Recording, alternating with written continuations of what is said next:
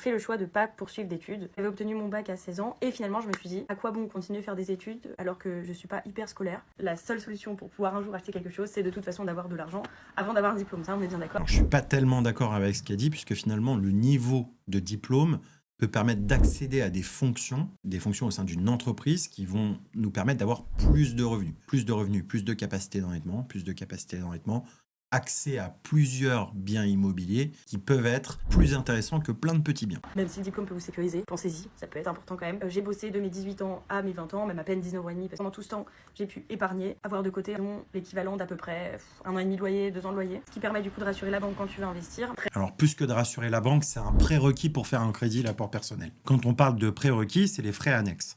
Les frais d'agence si vous passez par un agent immobilier, les frais de dossier par l'intermédiaire de la banque, les frais de courtage s'il y a un crédit immobilier qui a été négocié par un courtier.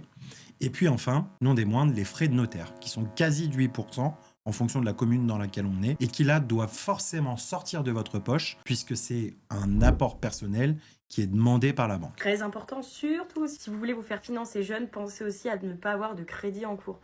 Je partage totalement la vision sur le fait de ne pas avoir de crédit pour des dépenses futiles, comme peut être une voiture ou même des achats de luxe, voire ne serait-ce que pour partir en vacances. Le fait de ne pas avoir d'emprunt vous permet de déplafonner les possibilités sur ce que vous pourrez acheter. Si je n'ai pas de crédit, je peux emprunter plus. Si j'en ai un peu, alors je pourrais emprunter moins.